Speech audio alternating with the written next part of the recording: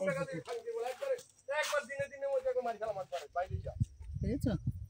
একবার রশি লইয়ে টান নিয়ে একবার গোপালের দিকে যাই খেলা আমি ধুনে গোপাল মাস্টারের দিকে আমার কাছে আমার সাবজেক্ট একবার আমি দেখতেছি আমি খেলতে দেখতেছি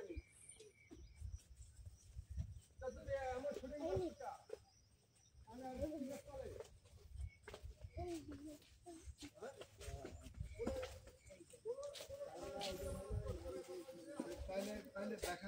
অনেক দূরে তো হাতি